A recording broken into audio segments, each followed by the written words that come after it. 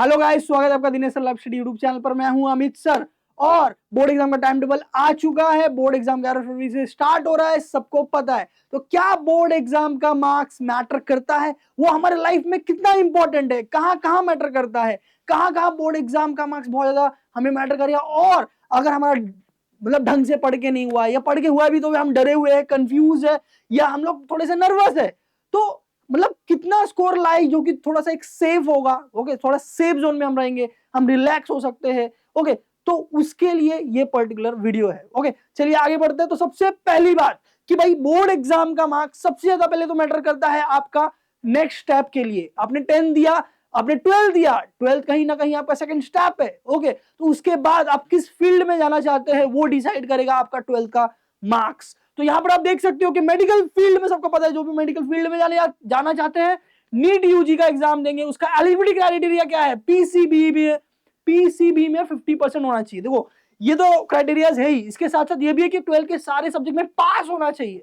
Guys, मैं specially ये science वालों के लिए बोल रहा हूं, बिकॉज कॉमर्स और आर्ट्स में 60 लाना, 70 लाना, 80 लाना, 90 लाना कोई बड़ी बात नहीं है, बट साइंस में 60% प्लस लाना बहुत बड़ी बात हो जाती है। कभी कभी किसी स्टूडेंट्स के लिए फिजिक्स जैसे हार्ड सब्जेक्ट पास होना भी बहुत डिफिकल्ट हो जाता है, बिकॉज वो जेन्युइनली बहुत डिफिकल्ट होता है। Science is a very difficult we can say branch. Okay, तो पीसीबी में ओके आपको 50% चाहिए रहता है मेडिकल के लिए। अगर आप इंजीनियरिंग फील्ड में जाना चाहते हैं और अगर आप जेईई मेन के थ्रू जोसा काउंसलिंग में जाना चाहते हैं तो वहां पर 75% का क्राइटेरिया होता है, तो आपको पीसीएम 12th में 75% लाना पड़ता है। बट अगर आप महाराष्ट्र स्टेट के एमएसटी सिटी दे रहे हैं और एमएसटी सिटी के द्वारा महाराष्ट्र के टॉप कॉलेज में एडमिशन लेना चाहते हैं तो भी आपका ऐसा नहीं कि भाई पास हो गया तो चलेगा, तो भी क्राइटेरिया है 45% का। आपको 12 पीसीएम में 45% लाना पड़ता है, नहीं हाउ अदरवाइज आपने एग्जाम तो दिया है सीटी एग्जाम, बट आप एलिजिबल नहीं रहोगे एडमिशन काउंसलिंग के लिए।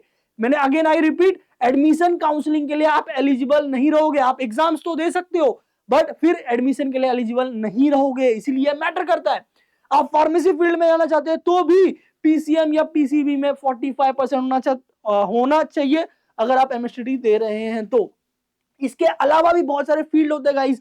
आगे आप दूसरे फील्ड में आना चाहते हैं जैसे एग्रीकल्चर फील्ड, वहां पर भी 45% चाहिए। आप एलएलबी करना चाहते हैं 5 इयर्स, लॉ का फील्ड होता है, वहां पर भी एक क्राइटेरिया होता है कि भाई आपको 45% होना चाहिए। और ये हो गया नेक्स्ट स्टेप, 12th के बाद अब लाइफ का अगला कदम बढ़ा रहे हो, वहीं पर आपका बोर्ड एग्जाम मैटर करता है। वहीं पर बोर्ड एग्जाम कहां मैटर कर रहा है आप देख रहे हो। एलिजिबिलिटी क्राइटेरिया है, मतलब क्या, ये अगर नहीं होगा तो आप आगे नहीं बढ़ सकते। आप कोई नॉर्मल डिग्री कर लो, बीए बीकॉम बीएससी नॉर्मल कर लो। ओके, ये जो स्पेशल प्रोफेशनल कोर्सेज होते हैं जिसमें कहीं ना कहीं ऐसा लगता है कि भाई इसमें गए तो लाइफ सेट है, ओके हमारा फ्यूचर प्लान है, बचपन से हमने सपना देखा है, आप ये नहीं कर पाओगे अगर आपका बोर्ड में जो भी इसमें मेंशन किया हुआ है उतना स्कोर नहीं होगा। तो that is the first point कि एलिजिबिलिटी मैटर करता है। Next, job opportunity. आपने फॉर एग्जांपल एडमिशन ले लिया, ओके कहीं पर एडमिशन लेने के बाद फ्यूचर में जब जॉब अपॉर्चुनिटीज के लिए जाएंगे तो देखिए यहाँ पर एलिजिबिलिटी क्या है। देखिए, टॉप एमएनसी कंपनी का नाम आपको नहीं बताना पड़ेगा, आप सबको पता होगा। TCS, Infosys, Capgemini, okay Wipro, ऐसे जो कंपनीज होते हैं, टेक महिंद्रा, तो ये सारी कंपनीज टॉप एमएनसीज में आते हैं जो लाखों का पैकेज देते हैं। और आईटी वर्ल्ड में सब लोग जाना चाहते हैं, चाहे इंजीनियरिंग के द्वारा, चाहे बीसीए के द्वारा, चाहे बीएससी आईटी के द्वारा, चाहे बीएससी सीएस के द्वारा। ओके, मगर वहां पर भी क्राइटेरिया गाइस, ऐसा नहीं कि आपने डिग्री कर लिया तो हो गया, भाई मैंने बीएससी आईटी कर लिया हो गया, इंजीनियरिंग कर लिया हो गया, ऐसा नहीं। वहां पर भी आपका 12 का मार्क्स पूछा जाएगा कि भाई टॉप एमएनसी को क्या होता है कि भाई मिनिमम 60% चाहिए होता है through out the degree. Through out का मतलब होता है 10th में भी, 12th में भी और डिग्री में भी आपका फर्स्ट क्लास होना चाहिए। टॉप 60% समझ लो, 60% प्लस होना चाहिए आपका, 60% प्लस होना चाहिए टॉप एमएनसीज में जाने के लिए। आईटी में बहुत सारे कंपनीज होते हैं, स्टार्टअप कंपनीज में चलता है, बट जो टॉप एमएनसीज में अगर आप सपना देख रहे हो मैं एलएनटी में जाऊंगा, एलएनटी, इन्फोटेक, ओरेकल, एचसीएल, तो ये सब टाटा, टीसीएस जो हम लोग बोलते हैं, टाटा का बेसिकली टीसीएस है, तो हमें वहां पर क्या होना चाहिए, आपको 60% प्लस होना चाहिए, अदरवाइज आपकी रेज्यूमे पहले ही रिजेक्ट हो जाएगी, आप इंटरव्यू में बैठ ही नहीं सकते। तो that is the second step guys कि भाई आप डिग्री कर रहे हो, आगे आप जा रहे हो करियर में, तो भी आपका 12 का मार्क्स मैटर करता है, तो 60% टॉप एमएनसीज को चाहिए। नेक्स्ट, सर अगर मैं आगे जाऊं, ओके कोई और जैसे कि कंपनीज में, छोटे मोटे कंपनीज में अगर मैं जाऊं तो, स्टार्टअप कंपनीज में जाऊं तो देखो आपको पता है India is a competitive environment. मतलब क्या हो रहा है कि अगर समझ लो 10 सीट भी है तो वहां पर 1000 एप्लीकेशन आएंगे। ओके, 1000 नहीं, कम से कम 200-300 तो आएंगे। अब कोई भी कंपनी इतना इंटरव्यू थोड़ी ना करते बैठेगी भाई 100-200 लोगों को इंटरव्यू लेना। तो वो लोग करते हैं फिल्ट्रेशन, एक लेवल 1, लेवल 2, लेवल 3, लेवल 4, ऐसे 3-4 लेवल हो जाएगा तो जाके फाइनल इंटरव्यू होता है जिसमें पैकेज की बात होती है। तो लेवल 1 फिल्ट्रेशन में ही वो लोग क्या करते हैं, 12th का स्कोर चेक करते हैं। क्या करते हैं, 12th का स्कोर चेक करते हैं। वो बोलते हैं भाई फर्स्ट क्लास है तो ठीक है, अदरवाइज आपको हम रिजेक्ट कर रहे हैं। तो that is the thing guys, India is a very competitive environment. इसमें क्या होता है, मोस्ट ऑफ कंपनीज लेवल 1 जो फिल्ट्रेशन होता है उसके लिए क्या करती है, बहुत सारे रेज्यूमे आती है, उसको शॉर्टलिस्ट करने के लिए उन्होंने क्राइटेरिया डाल देते हैं कि भाई 10-12 में मिनिमम 60% होना चाहिए और मैक्सिमम लोगों वो लोग वहां पर फिल्टर कर देते हैं। फिर उनका काम आसान हो जाता है कि कहाँ 100-150 लोग आए थे, अब फिल्टर होकर 15-20 जन आए हुए हैं। ओके, तो उनको हम लोग शॉर्टलिस्ट इंटरव्यू आराम से कर पाएंगे। तो that is the thing guys कि क्या होता है कि भाई पहले तो टॉप एमएनसी कंपनी ने ठुकराया और बाद में अगर छोटी मोटी कंपनी में भी जाते हैं तो इंटर्नशिप वगैरह मिल जाती है। बट अगर कोई डिसेंट पैकेज दे रहा है, कोई छोटी स्टार्टअप कंपनी है बट अच्छी पैकेज दे रही है, तो वो लोग क्या बोलते हैं कि भाई हमारे पास तो बहुत सारे कैंडिडेट का रेज्यूमे आया है, हम सबको तो एक एक करके इंटरव्यू नहीं ले सकते। तो क्या करते हैं, फिल्ट्रेशन करते हैं। और फिल्ट्रेशन में वो लोग क्या करते हैं, 10th और 12th का परसेंट मिनिमम 60% सेट कर देते हैं।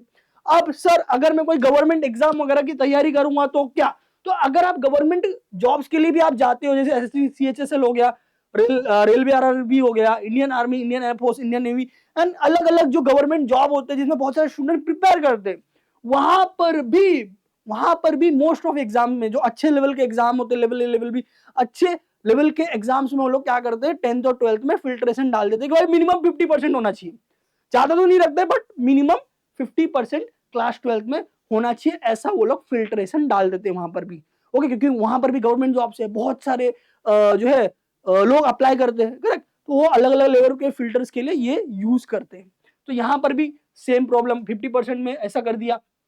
और जैसे मैंने बताया कि भाई अदर कंपनीज जो छोटी कंपनीज है बट अच्छा पैकेजेस देती है, तो वो लोग भी क्या करते हैं कि भाई डाल देते हैं ऐसा फिल्ट्रेशन। ओके, समझ में आ रहा है आपको। तो हमें हर एक मोड़ पे, हर एक बोल सकते हो लाइफ के स्टेप पे आपको कहीं ना कहीं 12th का स्कोर पूछा जाएगा और फिर आपको ऐसा लगेगा कि अरे मैंने बोर्ड एग्जाम के टाइम पे थोड़ी मेहनत कर ली होती तो मैं 60% निकाल लेता, मैं फर्स्ट क्लास में आ जाता, फर्स्ट क्लास के कैटेगरी में, और मुझे हर जगह पे रिजेक्शन फेस नहीं करना पड़ता। इसीलिए गाइज ये वीडियो है आपको जगाने के लिए कि गाइज हमें एक सेफ स्कोर डिसाइड करना पड़ेगा और उतना लाना होगा कैसे भी। ओके, तो उसके बाद सोशल एंड पर्सनल लाइफ जो होती है, प्रोफेशनल लाइफ होती है, सोसाइटी में भी अपना एक रेपुटेशन होता है, फैमिली का रेपुटेशन होता है। आपके बड़े भाई बहन ने अगर फर्स्ट क्लास लाया तो सबका एक्सपेक्टेशन रहता है कि आपका भी फर्स्ट क्लास आएगा। अगर आपके पापा किसी अच्छे जॉब प्रोफाइल में, तो वो लोग के सब एक्सपेक्टेशन होते हैं कि भाई उनका बेटा है, शर्मा जी का बेटा है, मतलब तो 80% रखा हुआ है, 90% रखा हुआ है, फर्स्ट क्लास रखा हुआ है।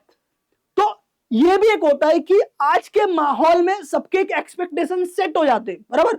ये उनका लड़का है भाई, पढ़ता रहता है दिन भर, साइंस लिया है, इतना तो आएगा ही आएगा, समझ रहे हो। तो उनके माइंड में भी एक सेट है, सोसाइटी में भी आपका एक एग्जांपल सेट हो चुका है कि भाई ये लड़का है, अच्छा लड़का है, इतना पढ़ाई करता है, साइंस लिया है इसने, तो इतना टक्का तो आराम से लाएगा ही। तो उनके भी एक्सपेक्टेशन रहती है कि फर्स्ट क्लास लाएगा ही लाएगा। उनका भी एक्सपेक्टेशन क्या होता है, फर्स्ट क्लास। अभी जो बूढ़े लोग रहते हैं उनको ज्यादा परसेंट के बारे में तो पता नहीं रहता है, बट उनको इतना पता रहता है कि भाई फर्स्ट क्लास आना चाहिए, फर्स्ट क्लास मतलब बेस्ट। तो फर्स्ट क्लास का क्राइटेरिया सोसाइटी में सेट किया हुआ है। फर्स्ट क्लास अगर आपका नहीं आता है तो आप किसी भी मिलने के लिए हिचकिचाते हो, आपके पेरेंट्स किसी को बताने के लिए हिचकिचाते हैं। ऐसा नॉर्मली नहीं होना चाहिए, बट सोसाइटी तो सोसाइटी है, हमारे जैसे लोगों से ही बनी हुई है, और तो उनके माइंड में आ जाता है। देखो इसका प्रभाव ज्यादा देर तक तो नहीं होता है, ओके, मतलब एक रिजल्ट आया तो 2-4 महीने तक रहता है इसका इफेक्ट, ओके, बट कहीं ना कहीं ये भी एक पॉइंट मैटर करता है कि सोसाइटी में 4 लोग बात करते हैं तो अपना कम से कम फर्स्ट क्लास होना चाहिए। तो दैट इज द थिंग। अब इसके अलावा क्या होता है कि कभी आपने प्लान बनाया हो कि भाई मुझे मास्टर्स करना है, मुझे फॉर एग्जांपल गेट एग्जाम देना है, एमटेक के लिए जाना है, मुझे जो है एमएस करना है, अब्रॉड से एमएस करना है अच्छे यूनिवर्सिटीज से, top universities India, sorry abroad के टॉप यूनिवर्सिटीज है, वर्ल्ड के टॉप यूनिवर्सिटीज है, मुझे एमएस करना है, ओके, या एमटेक करना है, एमफिल करना है, पीएचडी करना है। तो वहां पर भी टॉप यूनिवर्सिटीज क्या करते हैं, उनके पास बहुत सारे एप्लीकेशंस आते हैं। तो वो लोग भी फिल्ट्रेशन सेट कर देते हैं कि भाई मेरे को ये चाहिए, बराबर। वो अब सबको तो एडमिशन नहीं दे सकते, बराबर। तो उनके कुछ एंट्रेंस एग्जाम होते हैं, आईएलटीएस एग्जाम हो गया, टॉफेल हो गया, टीओएफएल, बाद में अलग अलग एग्जाम होते हैं। बट उसके साथ साथ अभी इंडिया में कैट एग्जाम होता है, बराबर, एमबीए के लिए, बराबर। गेट एग्जाम होता है आईआईटीज में, एनआईटीज में, एमटेक करने के लिए, बराबर। तो क्या हो जाता है, जब इंटरव्यूज के टाइम आते हैं, टॉप जो कॉलेजेस यूनिवर्सिटीज होती है वो लोग एक क्राइटेरिया रख देते हैं कि भाई हमको क्या करना चाहिए, मिनिमम 60% चाहिए। इंडिया में तो खैर 50% है मोस्ट ऑफ जगह पे। मोस्ट ऑफ जगह पे आप टॉप यूनिवर्सिटीज में, बड़े बड़े कॉलेजेस में एमबी के लिए जाते हो या आप एमटेक एमई के लिए जाते हो तो 50% वो लोग मांगते, ज्यादा नहीं मांगते। बट जब आप अब्रॉड स्टडीज के लिए जाते हो, आप बोलते हो नहीं मुझे अब्रॉड स्टडीज के लिए जाना है, ओके, बड़े बड़े यूनिवर्सिटीज जो है, फ्लोरिडा यूनिवर्सिटी हो गया, कैम्ब्रिज हो गया, या मुझे कहीं और बड़े बड़े जगह पे जाके जो है करना है, एमएस वगैरह, कनाडा वगैरह में जाना है और अपने को लाइफ सेट करना है उधर, तो वहां पर भी एक क्राइटेरिया आ जाता है कि भाई आपको 12th में इतना परसेंट होना चाहिए, 12th में डिग्री में हर जगह फर्स्ट क्लास होना चाहिए। ओके, तो उनको वो स्टूडेंट्स को फर्स्ट प्रायोरिटी देते हैं। ओके, तो वहां पर भी एक क्राइटेरिया सेट है, मतलब कहीं ना कहीं हर जगह पे, हर स्टेज पर, हर बोलते ना मुकाम पर हमें 12th का मार्क्स पूछा जा रहा है और उसके अकॉर्डिंग हमें जज किया जा रहा है। देखो आप कितना भी बोलो भाई piece of paper can decide our future, but it is true that piece of paper can decide your future. आप नीट कर मेडिकल में जाना चाहते हो बट एलिजिबिलिटी क्लियर नहीं है, आप नहीं जा सकते, बराबर। वो piece of paper board of exam का रिजल्ट आ गया, मार्कशीट आ गया, वो है, वो डिसाइड कर रहा है कि आप इसमें जा सकते हो, आप इसमें नहीं जा सकते हो। आपको ये करने का मन है, फॉर एग्जाम्पल आपको पर्टिकुलर एलिजिबिलिटी क्लियर नहीं हुआ, आपको इंजीनियरिंग करने का मन है, बराबर, बट मार्कशीट 12th का कम आया, तो फिर आप क्या करोगे, normal BA, BCom, BSc, BMS ये सभी करोगे, करेक्ट। तो that is the true thing, okay. ये सच है कि अ पीस ऑफ पेपर जो कि एक मार्कशीट है, वो आपका लाइफ, आपका फ्यूचर डिसाइड करता है। ओके, तो आपको ये दिमाग में रखना है कि 12th मार्कशीट जो है या 12th का स्कोर जो है बहुत ज्यादा मैटर करता है। तो सर ये सारी मुद्दों के ऊपर आप क्या कहना चाहते हो, शॉर्ट में मुझे बताओ, इतना लंबा चौड़ा नहीं, कि भाई क्या होना चाहिए, कितना स्कोर होना चाहिए मिनिमम। तो मिनिमम जो सेफ स्कोर हम लोग जिसको बोलेंगे कि भाई बोर्ड एग्जाम में, science is a difficult stream, science एक डिफिकल्ट स्ट्रीम है, बट कम से कम आपको इतना लाना चाहिए। तो वो कितना लाना चाहिए, दैट इज अ 60%। इससे क्या होगा, आपकी हर जगह की एलिजिबिलिटी क्लियर हो जाएगी, एक्सेप्ट जेई में ना, एक्सेप्ट जेई में, जेई में अलग केस है, उसमें 75% चाहिए रहता है, उसको छोड़ के बाकी हर जगह पे टॉप एमएनसीज में, गवर्नमेंट जॉब के लिए, बराबर, आप फ्यूचर में कोई अब्रॉड में स्टडीज करना चाहते हो, एमटेक वगैरह करना चाहते हो, एमबीए वगैरह करना चाहते हो, या कुछ भी करना चाहते हो, 60% रहेगा, it is a very safe score, हर जगह पे एक्सेप्टेबल रहेगा और आपका काम बन जाएगा। किसी रिलेटिव्स को भी बोलना है, बोल सकते हो कि भाई फर्स्ट क्लास लाया है, साइंस में फर्स्ट क्लास लाया है, इतना आसान काम नहीं है, बराबर। आपकी नीट की हो या एमएसटीसीटी की हो, एग्रीकल्चर फील्ड में जाना है, फार्मेसी में जाना है, इंजीनियरिंग में जाना है, हर जगह पे एलिजिबिलिटी आराम से क्लियर हो जाएगा। तो 60% इज अ सेफ स्कोर जो आपको कैसे भी लाना है, ओके, एचएससी बोर्ड एग्जाम में क्लास 12 में।